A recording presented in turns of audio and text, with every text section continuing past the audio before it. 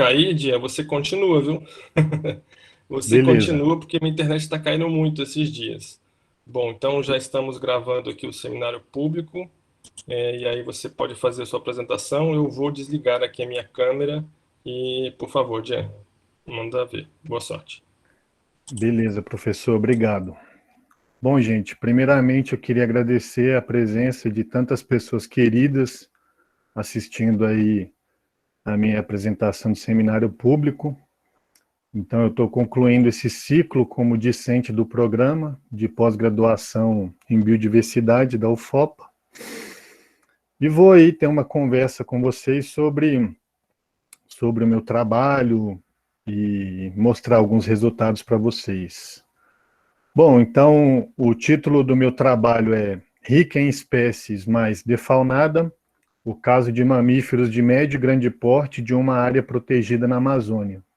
Meu orientador é o professor Dr. Rodrigo Fadini e o co-orientador é o professor Dr. Darren Norris. Bom,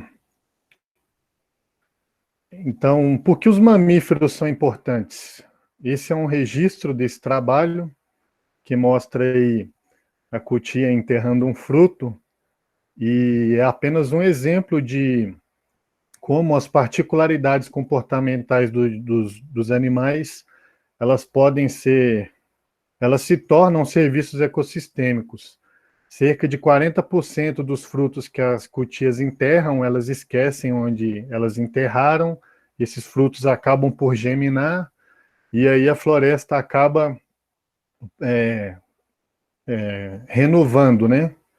Então, assim como a cutia, todos os animais, todas essas formas de vida que a gente está vendo, possuem as suas particularidades comportamentais, seus hábitos alimentares, e o simples fato deles existirem dentro da floresta fazem com que toda essa composição da fauna realize serviços ecossistêmicos e esses serviços eles são interações ecológicas que fazem com que a floresta continue aí ecologicamente funcional, diversa e belíssima para quem gosta de floresta, assim como eu. Então, há os animais frugívoros que se alimentam de frutos, eles vão dispersar sementes. Os animais de grande porte, como a anta, o veado, dispersam fezes, entre outros. A onça, que é um predador de topo, assim como os mesopredadores também, eles controlam as populações de presas e, com isso, as populações se mantêm todas com tamanhos populacionais viáveis para que todos possam coexistir dentro de uma floresta, né? E esses serviços ecossistêmicos, eles podem ser bem locais, dentro da floresta, dentro da Flora Tapajós, que é o caso do meu estudo, como também eles podem exercer um serviço ecossistêmico a nível global, por exemplo. Sobral, no artigo dele, mostra que quanto maior a diversidade de espécies dentro de uma floresta, principalmente da composição de mamíferos, maior a eficiência dessa floresta em sequestrar carbono da atmosfera. Então, tem a ilustração que as árvores pegam carbono da atmosfera, com esse carbono, ao realizar todos os processos fisiológicos, elas produzem os frutos que são utilizados pela fauna, pelos mamíferos, aves, insetos, enfim, que passam por interações alimentares e acabam que esses animais, eles coexistindo em um ecossistema, eles vão morrer de formas naturais, predação, entre outras coisas, vão se tornar restos orgânicos que vai alimentar, então, os ciclos biogeoquímicos, como do carbono, do nitrogênio, enfim, e essas substâncias tão importantes ficam presas aí também no solo da floresta. Então, as florestas cumprem esse papel aí, porque o carbono, ele é uma das substâncias que causam aquecimento global, enfim. Então, o conjunto de uma composição, uma fauna bem preservada, realizando seus comportamentos, serviços ecossistêmicos, faz com que a floresta fique cada vez mais ecológica, bonita, funcional E entretanto, na floresta amazônica como um todo, todas elas sofrem por problemas antrópicos, né? Um contraste muito grande dessa imagem são as queimadas, que é um dos problemas que atingem aí todas as florestas amazônicas, né? Falando mais da região amazônica como um todo, além da monocultura também. A gente vê um fragmento florestal todo suprimido por preparo do solo para plantio de monocultura, na região de Santarém, soja, enfim. O atropelamento, no caso aqui a onça parda, e a caça, que essa imagem é muito impactante para mim, que é uma vasta gama de espécies que foram caçadas, e acaba com as populações de mamíferos e, consequentemente, com os serviços ecossistêmicos, e a gente vai falar um pouco da consequência da defaunação, né, a falta de mamíferos ao longo da apresentação. Então, dados globais indicam que as populações de mamíferos tiveram uma redução média de 83% nas áreas sujeitas à caça, em comparação com áreas não caçadas. A defaunação compromete a funcionalidade dos ecossistemas, promovendo mudanças em teias alimentares, populações de presas, ciclos de nutrientes, regeneração de plantas e reduz o estoque de carbono em florestas tropicais. Bom, a criação de unidades de conservação, né, áreas preservadas, é uma das principais intervenções políticas que permitem a proteção da fauna e dos processos ecológicos associados. Então, na região norte do Brasil, na região amazônica, um pouco no nordeste, todos esses polígonos laranja e verde são unidades de conservação. As unidades de conservação em laranja são categorizadas como unidades de conservação de uso sustentável e, portanto, permitem uma utilização de baixo impacto dos recursos florestais, extração de madeira, entre outras coisas, de uma forma sustentável. Eles extraem, eles têm que reflorestar, enfim.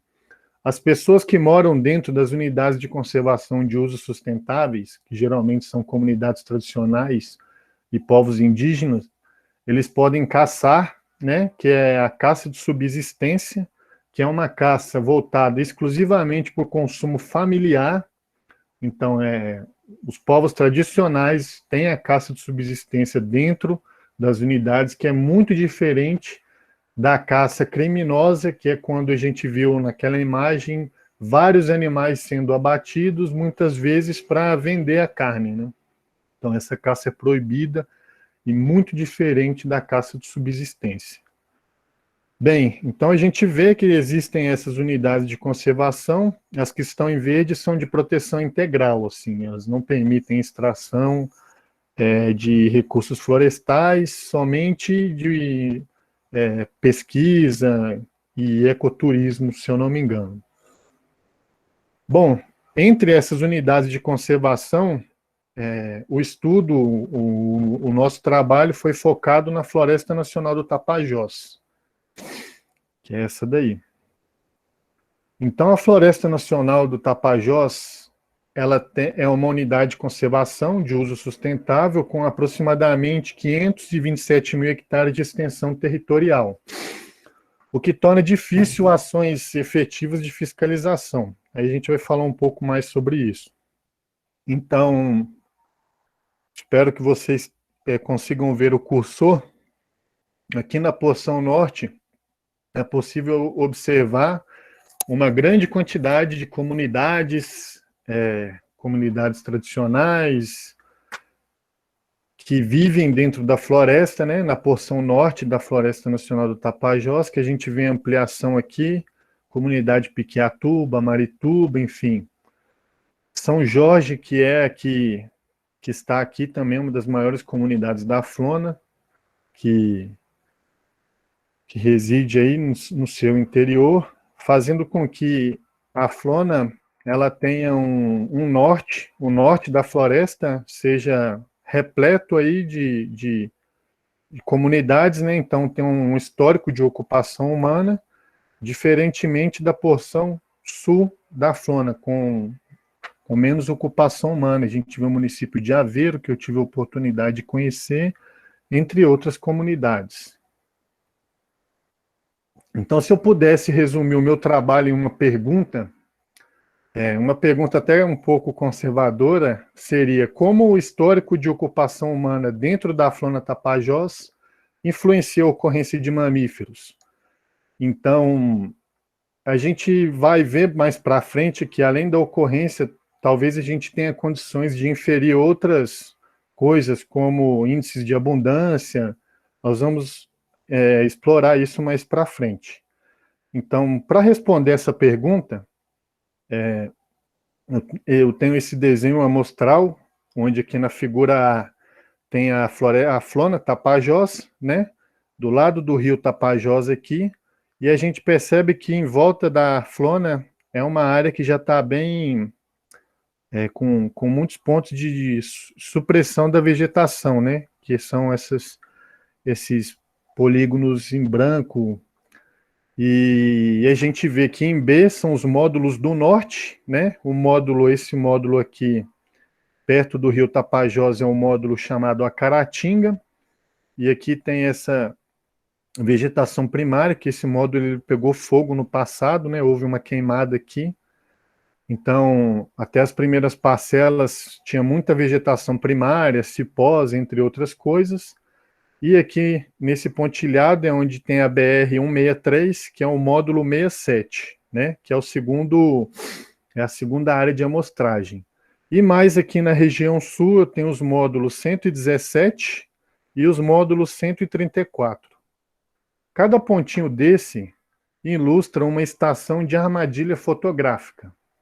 Então, essa estação ela é composta por uma parcela do PPBio, né? E essa parcela ela tem 250 metros e ela segue em curva de nível. Então, todas as parcelas elas vão ter uma configuração diferente, porque elas tentam pegar a menor variação ambiental para, em estudos com variáveis ambientais, ter uma interferência menor dentro do efeito que a gente quer mostrar, né? Bem, eu utilizei para as armadilhas fotográficas, né? Então, aqui tem uma armadilha fotográfica, o cartão de memória e o GPS. Então, a gente identifica as armadilhas fotográficas com uma identificação individual. O cartão de memória que vai dentro da armadilha vai com a identificação da armadilha para a gente não se perder na hora de obter os dados. E o GPS que a gente utiliza para marcar pontos durante a execução do campo, né? E a gente tenta botar aí o nome do ponto mais informativo possível, com módulo, trilha, parcela e o nome da câmera, para a gente saber de onde os registros são. E aqui é uma ilustração das armadilhas sendo preparadas para campo com os seus nomes individuais, IN22, IN19, enfim. E aí a gente posiciona essas armadilhas fotográficas, né? E a gente programa para ela fazer vídeos de 10 segundos com 1 segundo de intervalo, foi o que eu utilizei. Na maioria do monitoramento, em campos exploratórios, eu cheguei a botar para tirar foto, enfim. Então, o posicionamento do equipamento fotográfico consiste em escolher aí trilheiros de animais bem definidos que aumentem a probabilidade de detecção dos animais, né? A gente posiciona numa altura de 30 a 50 centímetros, direcionando o foco para baixo ou para cima, conforme a declividade do terreno. E é super importante que as armadilhas fotográficas fiquem na sombra ou que elas não estejam apontadas para o lado do nascimento do sol também, porque os sensores podem disparar, fazer vários registros, sobrecarregar a máquina, a memória, e não ter registro de animais.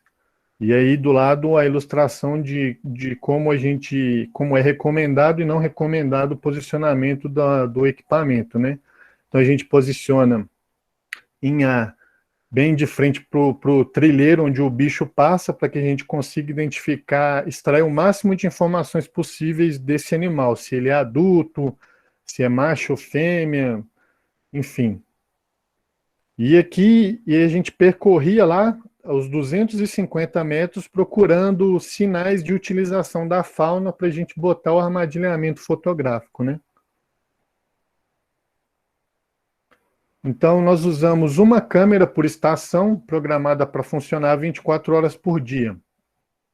Cada câmera operou por pelo menos 34 dias, somando um esforço total de 1.870 armadilhas fotográficas dias.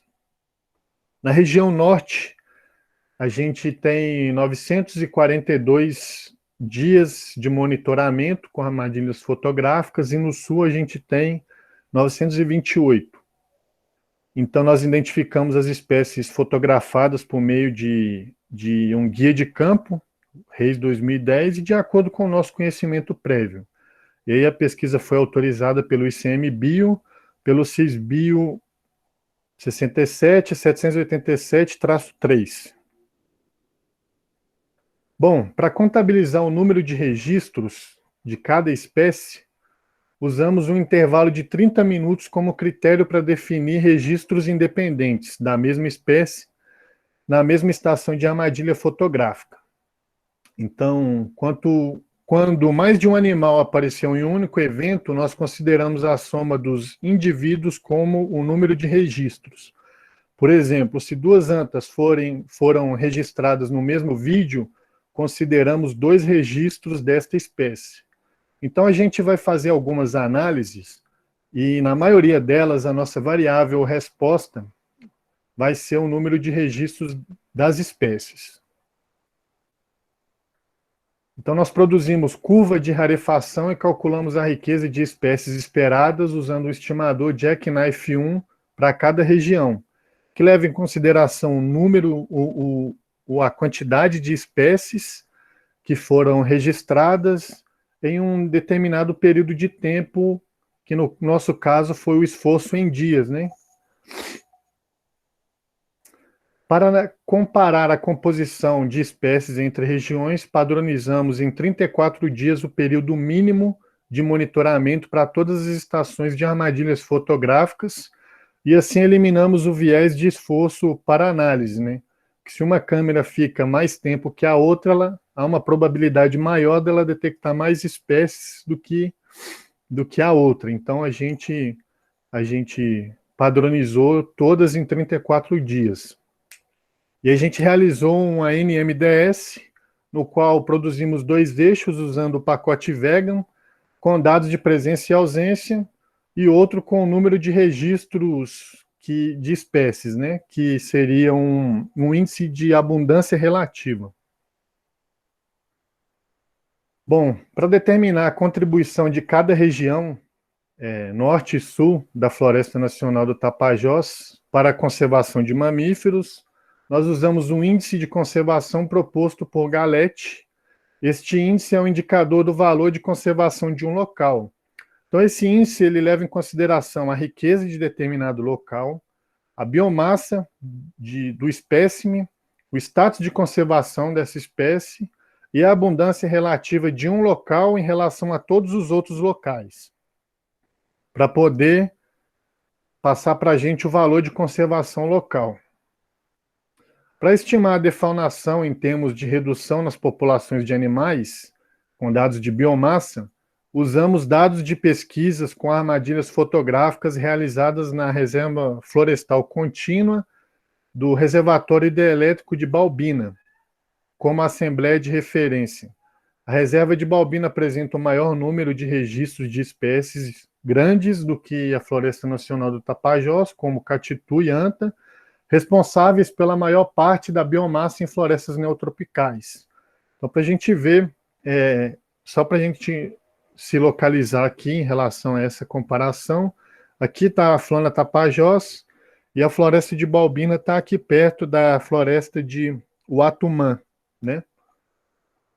Bom, os resultados. A gente registrou, então, 23 espécies de mamíferos pertencentes a 13 famílias na Floresta Nacional do Tapajós.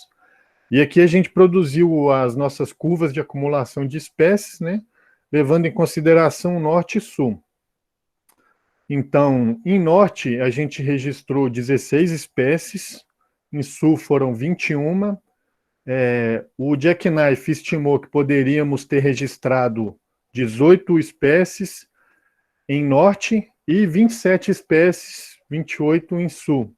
Né? E a suficiência amostral do monitoramento, que é o esforço que nós tivemos para poder obter essa amostragem de espécies, foi 84% para norte e 75% para sul.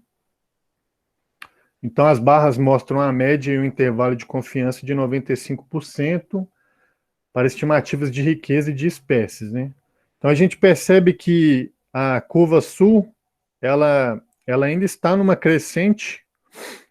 Então, a análise nos mostra que poderia registrar mais espécies para atingir a assíntota, né, que é a estabilização, diferentemente da curva norte, que ela já cresceu aqui, alcançando um máximo de 16 espécies, e já começou a atingir a estabilização e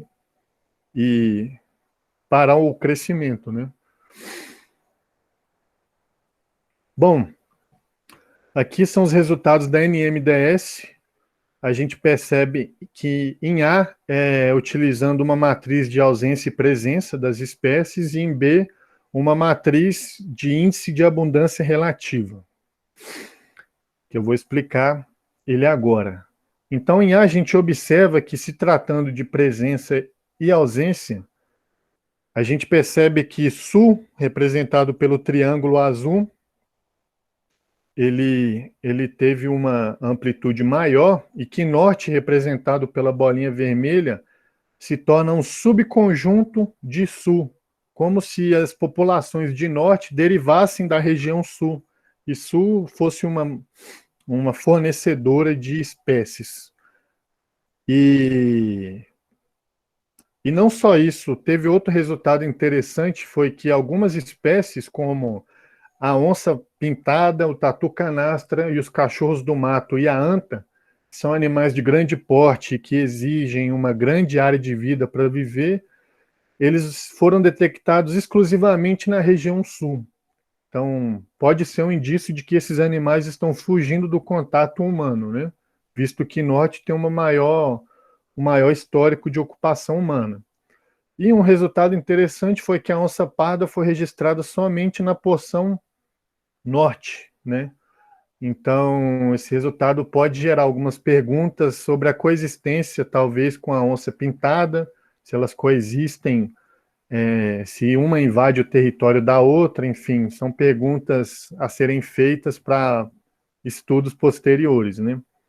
E aqui em B, a gente percebe que, embora Sul tenha apresentado uma maior riqueza de espécies, Norte teve uma maior abundância das suas populações. Então, as espécies que foram registradas em Norte, elas tiveram uma maior abundância relativa, que no nosso caso a gente considerou o número de registros, né? O número de registros por isso que é um índice de abundância relativa, que muitos autores não gostam de afirmar que isso é uma abundância, pelo fato de ser a quantidade de vezes que a espécie foi registrada ali. Então, mas é informativo, né? Então, a composição de espécies de mamífero de médio e grande porte nas regiões norte e sul. Em A, dado de presença e ausência, teve o estresse de 0,19, e os números de registro em B, um estresse de 0,14. Bom, aqui a gente tem o índice de defaunação para dados de presença e ausência. Também mostrou melhor situação para a região sul do que encontrado na região norte, levando apenas em consideração ausência e presença, porque quando a gente fala de biomassa, que é o índice de defaunação a gente percebe que, surpreendentemente, esse resultado mostra que Sul apresenta uma menor biomassa de espécies do que Norte. Isso é um resultado contrastante e que nos surpreendeu também. Muito embora a gente tenha noção do que talvez possa ter acontecido, né? Então, em relação ao índice de biomassa, Sul se apresenta como mais defaunado. Então, a gente vê que aqui é a reserva de Balbina, né? Levando em consideração a biomassa, somado aí ao quilo dividido por 100 dias de câmera, né? Que é o índice que foi usado para produzir esse gráfico. Então, a gente tem o norte da Flona,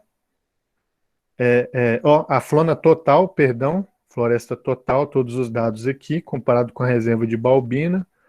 E a gente tem o norte, né, que não é tão diferente assim do valor total, e a gente tem o sul com bem menos biomassa do que as outras regiões, né? Então, apesar de mais ricos, os números de registros das mesmas espécies que foram registradas em norte, desculpa, gente, eu confundi aqui. Apesar de mais rico, o número de registros das mesmas espécies é menor em sul, né? Então, o sul ele tem uma maior riqueza, mas essas espécies foram registradas uma vez, igual a anta foi registrada uma vez, a onça pintada acho que três, sabe? Comparado com os animais em norte, né, que foram mais abundantes, vários registros de cateto, de paca, cutia. Então, isso influenciou muito nesse resultado, né? E que indica também uma defaunação, né? Na floresta, na Flora Tapajós. Então, o índice de conservação, que leva em consideração tudo aquilo que eu expliquei, indicou que a região sul teve maior importância para a conservação dos mamíferos do que a região norte, né? E isso quer dizer que a região norte contribuiu com 39% do valor para a conservação de mamíferos e a região sul contribuiu com 61% do valor para a conservação de mamíferos. Esse trabalho, dentre as 23 espécies, 4 delas estão ameaçadas de extinção. O leopardo tigrinus, que é um gato de pequeno porte, o gato do mato. Preodontes máximos, que é o tatu canastra. Mimercófaga tridáctila, que é o tamanduá-bandeira. E Tapirus terrestre, que é a anta. Além de espécies quase ameaçadas, que o Atelocynus microtis é o único canídeo que é exclusivo de floresta amazônica, ele não frequenta outros biomas, outros ecossistemas. Leopardo viede, que é um felino de médio porte, e Pantera onca, que é a onça pintada. Então, esse resultado é importantíssimo, mostrando o quanto a flora ele é um reduto de espécies, né? Bom, nosso estudo mostrou que a Floresta Nacional do Tapajós mantém uma alta riqueza de mamíferos de médio e grande porte, semelhante a várias áreas estritamente protegidas na Amazônia. Além da alta riqueza de espécies, apresenta a presença de espécies ameaçadas de extinção, como o tatu canastra, o cachorro do mato de orelhas curtas e a anta, não foram registradas em uma paisagem fragmentada próxima, reforçando o papel das áreas protegidas para a conservação de mamíferos. Então, para vocês terem noção do quanto a flora é importante para a conservação desse grupo, a gente tem aqui o Parna da Amazônia, que é considerado um dos parques nacionais mais preservados da região amazônica. Ele tem 26 espécies de mamíferos de médio e grande porte, e o nosso trabalho registrou 23 espécies na Flora Tapajós, né? Apenas 3 espécies a menos do que um dos locais mais preservados. Então, isso é um excelente resultado para mostrar o quanto a flora é importante para preservar esses animais, né? Então, nossas análises também indicaram que a riqueza e a composição de espécies elas não são homogêneas dentro da Floresta Nacional do Tapajós, que Sul é mais rica em espécies de mamíferos, incluindo espécies ameaçadas de extinção, registradas exclusivamente em Sul, como eu expliquei, o que contribuiu para um maior valor de conservação dentro da floresta para o grupo mamíferos, né? Além disso, enquanto a região norte apresenta um subconjunto de espécies encontradas na região sul, ainda apresenta mais registros para algumas espécies. Então, só para reforçar um pouco, o que a gente tem aqui, que o que os dados nos mostram, que o maior número de registros multiplicado pela biomassa fez com que Sul tivesse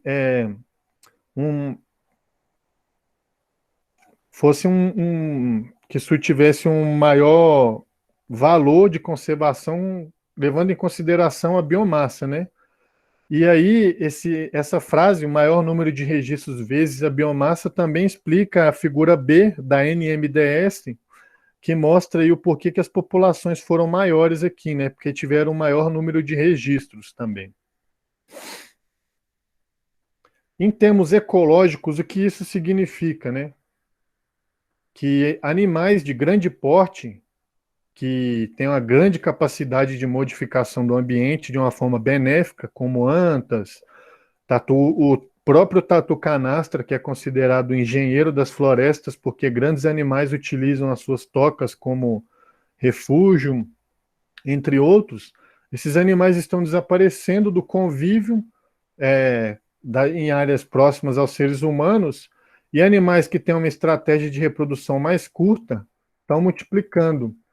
Então, esse evento pode fazer com que haja uma diminuição de serviços ecossistêmicos, né? Então, a relação mutualística que algumas espécies de mamíferos têm com algumas espécies de árvores ao dispersar as sementes, ela pode cair e selecionar apenas algumas espécies que essa fauna que cresce populacionalmente tão rápido, quando não existe grandes vertebrados, dispersa. Então, a longo prazo, a floresta ela pode ficar menos diversa do que ela é e, consequentemente, ela, com a menor diversidade, ela vai ter uma menor eficiência em sequestrar carbono da atmosfera também. Bom, além disso, a ausência do tapirus terrestres, que é a anta, e do queixada, né, que é esse indivíduo da foto, na região norte da floresta, também foi documentada por Sampaio, que concluiu que a caça furtiva foi a principal causa da extinção local, né, da anta e do queixada na região norte. Há evidências de que a população do queixada começou a diminuir na região após a construção da rodovia BR-163, e que resultou no assentamento de muitas famílias mais próximas à Floresta Nacional do Tapajós. Com isso, o avanço da agricultura nas margens da Floresta Nacional do Tapajós também pode ter resultado no declínio do queixada, né? Que muitas vezes é morto em outras regiões do país como forma de retalhar a destruição e o consumo das lavouras. Nós, do grupo de pesquisa, a gente ficou muito surpreso com a ausência do queixada na nossa amostragem, né? Então, a gente estava acreditando que o animal ele tinha sido extinto, né, localmente da fauna, que a gente conversou com alguns moradores lá do entorno e eles falaram que nos últimos anos houve vários eventos de caça desses animais em que o abate era muito grande, assim. Entretanto, quando eu recebi o retorno da banca, né, o professor do Guild, o André Luiz Raveta, ele botou nos comentários que ele trabalhou na Flona entre 99 e 2005, e ele sempre encontrava com bandos desse grupo lá na floresta, e que ele acredita muito mais numa característica nômade dessa espécie, em evitar as áreas, principalmente a estrada e as áreas que têm alta pressão antrópica, né, do que uma extinção local. Então, ele acredita nisso, que a espécie tem uma característica muito nômade, muito forte. E como o histórico na estrada, na BR-163, o histórico de caça ele é muito grande, ele acredita que esses bandos eles vão lá para o sul da Flona, onde nós não temos módulos para poder detectar eles, e por isso eles não foram registrados, né? Bom, apesar da baixa riqueza de espécies e do baixo valor para conservação, a região norte apresentou um maior número de registros do que sul, para algumas espécies como paca, a cutia, o gambá ou mucura e o cateto, levando a menor defaunação quando considerado a biomassa. Então, esses animais são espécies generalistas de habitat e podem se beneficiar da ausência de grandes competidores como o queixada, né, e a anta, né? Então, o que a gente diferencia o queixada do cateta, é que o cateta ele tem um porte um pouco menor e ele tem tipo um cinturão branco no pescoço. E o queixada ele só tem uma mancha branca assim debaixo do focinho, né? Aí, queixada, um pouco maior, e o cateto. O cateto a gente já mostrou ele. Então, embora essas espécies desempenhem um papel de dispersora de semente, elas também são predadoras de sementes. São essas que ficam quando os grandes vertebrados evitam essas áreas ou sofrem extinção local, né? Então, portanto, elas podem ter impactos negativos no recrutamento de mudas, né? Então, vai favorecer espécies vegetais que são dispersadas somente por animais menores, né? Então, uma maior riqueza no sul pode estar relacionada à baixa intensidade de uso da terra e à ocupação humana dentro e nos limites da flora nesta região. Por outro lado, a região norte está sob várias pressões humanas, como a extração seletiva de madeira, o aumento do uso da terra para monoculturas e plantações nas margens da floresta, além da caça ilegal, que ameaça os mamíferos, né? A região sul, também, fazendo um adendo que faltou na apresentação, ela tem uma maior quantidade de árvores frutíferas também, como o babaçu, entre outros, que são frutos e sementes bem apreciados pelos mamíferos, né? Então, a caça furtiva, em especial, é um grande problema para a conservação dos mamíferos na Amazônia, pois muitas famílias rurais consomem carne de caça regularmente. Torres, num trabalho de 2008, e colaboradores mostraram que no município de Santarém, Belterra, a probabilidade de comer carne de caça em uma família residente em área rural ou mesmo em área periurbana é muito alta, é maior que 70%.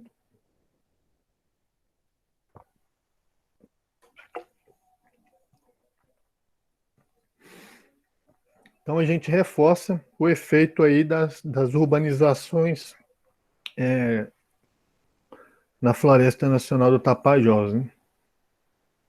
Então a perda de espécies de mamíferos em ecossistemas não é aleatória e segue padrões clássicos de defaunação, em que espécies maiores são as primeiras a desaparecer, resultando em uma mudança nas proporções populacionais entre espécies especializadas e espécies generalistas, né? Então, a ausência do queixada é o principal fator responsável pela defaunação em biomassa de ambas as regiões da Floresta Nacional do Tapajós, em comparação com a Assembleia de Referência, né, Reserva de Balbino. Bom, para concluir, o nosso estudo mostrou diferenças marcantes na riqueza de espécie e a distribuição de espécies de mamíferos na Floresta Nacional do Tapajós, que pode ser resultado de diferenças na história da ocupação humana dentro desta área protegida, e mostra que mesmo florestas extensas e contínuas estão sujeitas à defaunação. Nossos resultados também mostram a importância da manutenção de áreas intocadas dentro de reservas com ocupação humana, tanto para a conservação da biodiversidade, quanto para a manutenção dos recursos naturais utilizados pelas comunidades locais. Então a gente concorda com Laurence e Pérez, que eles falam sobre a importância de se manter grandes reservas na Amazônia como forma de evitar extinções ecológicas e evolutivas. Entretanto, deve-se observar que grandes reservas demandam atenção e trazem desafios administrativos proporcionais aos seus tamanhos, né? Não é difícil você ter ações de fiscalização, de manejo de fauna em uma unidade de conservação de 527 mil hectares ou até de 942 mil hectares, como é a reserva de Uatumã. Bom, então nosso estudo fornece evidências de que as áreas protegidas na Amazônia, especialmente aquelas que permitem algum tipo de uso, como florestas nacionais, e estão próximas a áreas urbanas, precisam desenvolver ações setorizadas de gestão da biodiversidade, né? Medidas administrativas, como aumentar o número de inspetores em áreas críticas, envolver a comunidade local no manejo dos recursos naturais, prevenir atividades ilegais e indenizar diretamente os membros das comunidades que vivem nessas florestas, estão entre as medidas de conservação mais eficazes para proteger as espécies de mamíferos, né? Bom, agora, como a gente obteve esses registros, né? Então, vou passar para vocês alguns dos registros aí, né? São os meus xodós. Esse trabalho, com certeza, foi um dos mais importantes que eu já fiz na minha vida, né? E foi o campo, só quem fez campo na Amazônia sabe o quão difícil é a logística e tudo mais. Aqui, por exemplo, já era 7h46, já estava com filmagem no outono, essa foi a última câmera do monitoramento, e o resultado é simplesmente fantástico, assim, compensa todo o esforço e toda a luta, né? Então esse foi um dos últimos locais aí do último monitoramento, a gente registrou a onça parda, né, na região norte, próximo ao módulo Acaratinga, né? Nesse caso, a gente pode observar que foram dois filhotões que a gente vê que já esse é um filhote, ele está começando a perder as listras, né? Que a onça parda ela é rajada quando ela é filhote, e ele está começando a perder as listras, então é um indivíduo jovem. Então eu registrei dois indivíduos jovens e um indivíduo adulto na região norte. Então mostra que elas estão por ali. Aqui tem o tamanduá-mirim, um animal fantástico também, super moldado aí para os seus hábitos alimentares, ele é insetívoro, né? Esse focinho aí fino e longo para poder se alimentar de formigas, entre outros insetos, cupins.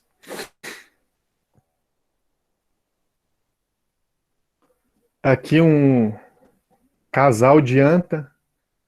É interessante desse local que é num módulo do sul, é um local que tinha uma declividade muito grande, que eu consegui perceber esse local aí também, botei a câmera e dei muita sorte com relação a esses registros aí.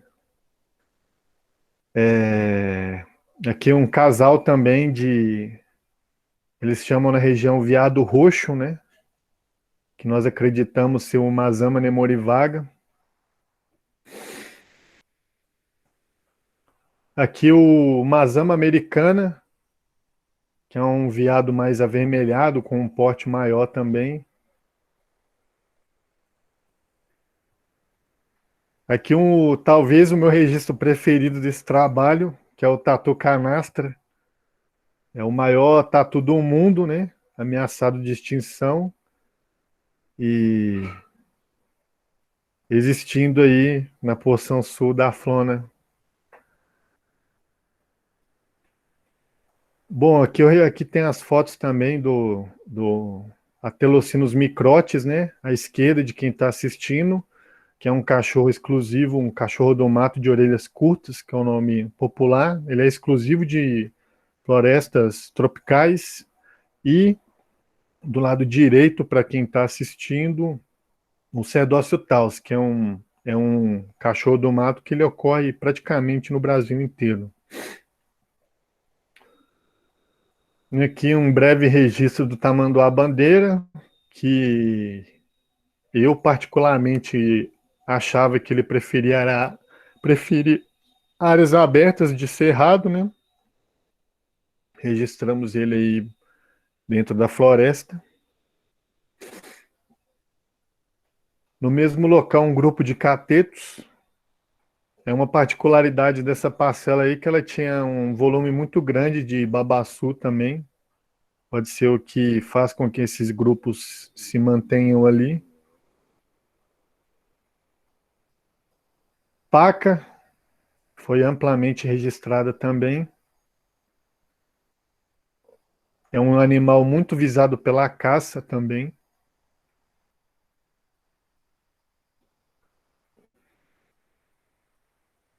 E a onça pintada, né?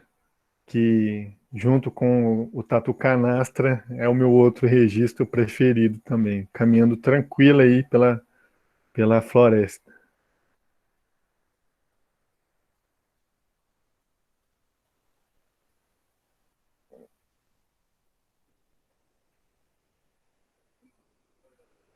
Toda vez que eu vejo esses registros aí, eu fico admirado, né?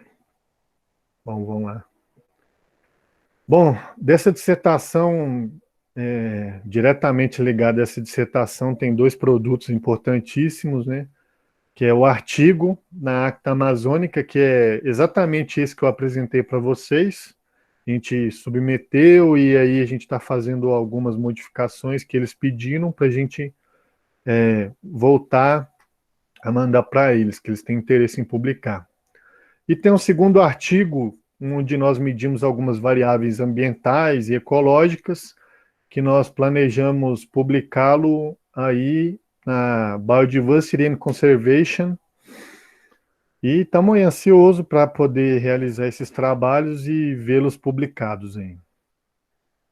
Bom, seria impossível realizar esse trabalho se não fosse essa equipe, que eu tenho profunda gratidão, né? O Carlos Brocado, que, nossa, eu não sei, eu não consigo nem mensurar o quanto que eu aprendi com ele. É um cara sensacional, assim, me ajudou muito. Gratidão eterna para o Carlos. O Arlisson também, que ajudou em campo, todos os campos ele estava presente, fiel soldado. A Clarissa Rosa também, que foi aí a minha grande mestre, minha madrinha nos campos na Amazônia, um conhecimento muito grande. A minha colega de curso, Catiane, as, a, a dona Fátima e a dona Edileuza, que sempre faziam a comida quando a gente estava lá no localizado lá na Conflona, e a relação que a gente tem com... e elas se preocupavam com tudo que a gente queria comer, sabe? Uma atenção muito grande, é um convívio bem familiar, né? As meninas, a Erika e a Bia, que me ajudaram também dos campos exploratórios, o Márcio, claro, meu orientador, que lutou bravamente comigo aí ao longo desse curso, né? E, e é isso. Queria agradecer também aí ao Raimundo Nonato e ao Paulo também, que estiveram comigo aí durante uns 15 dias na Flona, em campos exploratórios, abrindo módulos, enfim. E agradecer a todas as instituições também que fizeram com que esse trabalho fosse possível, né? A todos os professores do PPG-BIS, ao FOPA, né? Ao PELD, ao INPA, ao Instituto Neotropical, ao PPBio, ao ICMBio, à Conflona, o CAPES, Procad Amazônia. E é isso. Muito obrigado a todos que assistiram. Espero não estar esquecendo de ninguém importante. E é isso, gente. Obrigado.